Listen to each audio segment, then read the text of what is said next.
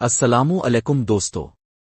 آج کی کہانی صرف ایک انسان کی نہیں بلکہ ان سب کی ہے جن کے دل کبھی گناہوں میں الجھ گئے، مگر اندر کہیں توبہ کی چنگاری اب بھی زندہ ہے۔ سنیے توبہ کا دروازہ، ایک بدلتی روح کی کہانی۔ مدینہ کی خاموش گلیوں میں ایک جوان لڑکا رہتا تھا، سعید۔ خوبصورت چہرہ، نرم لہجہ، ہنر مند ہاتھ، مگر دل کے اندر اندھیرا چھایا ہوا تھا۔ دن میں مسکراہٹ مگر رات میں غفلت کے رنگ، دوستوں کی محفلیں، ہنسی مذاق اور دنیا کی چمک دمک، یہی اس کی دنیا تھی، یہی اس کا سکون۔ ماں اکثر رات کو جاگتی رہتی، دعا کے لیے ہاتھ اٹھا کر کہتی، اللہ میرا بیٹا نیکی کی راہ پر آ جائے، مگر سعید ہنستے ہوئے کہتا، ماں زندگی ایک ہی بار ملتی ہے، تھوڑا جینے دو نا۔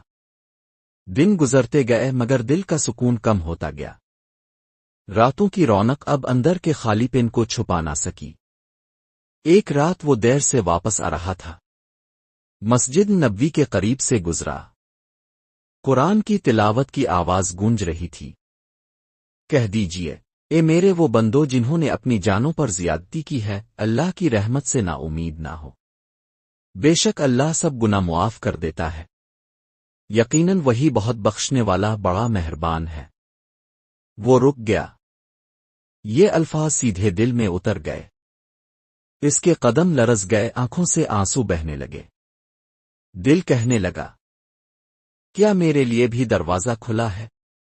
کیا اللہ مجھے قبول کرے گا؟ وہ مسجد کے دروازے پر جا کر بیٹھ گیا۔ رات گزر گئی مگر وہ نہ گیا۔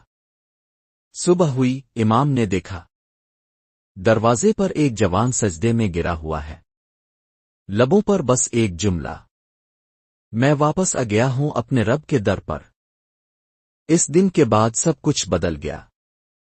سعید اب وہ نہیں تھا، فجر سے پہلے مسجد کا دروازہ کھولنے والا، اب وہی نوجوان تھا جو کبھی راتوں میں بھٹکتا تھا۔ سال گزرتے گئے، وہ بچوں کو قرآن سکھاتا، نیکی کی باتیں بتاتا، ہمیشہ کہتا، اللہ کی طرف واپسی کبھی دیر نہیں، بس نیت سچی چاہیے۔ پھر ایک دن فجر کے وقت سعید مسجد میں نظر نہ آیا۔ لوگوں نے اندر جا کر دیکھا، وہ جائے نماز پر لیٹا تھا، ہونٹوں پر مسکراہٹ اور آنکھوں میں سکون، اس کی روح پرواز کر چکی تھی۔ امام نے کہا، کاش ہم سب ویسی توبہ کر سکے جیسی سعید نے کی تھی۔ دوستو، اللہ کی رحمت کبھی ختم نہیں ہوتی، اگر دل سچے ارادے سے پلٹ آئے تو گناہوں کے سمندر بھی رحمت میں بدل جاتے ہیں۔ اگر آپ کو یہ کہانی پسند آئی ہو تو چینل سنو کہانی پلس کو سبسکرائب کریں تاکہ مزید دل چھو لینے والی کہانیاں آپ تک پہنچتی رہیں۔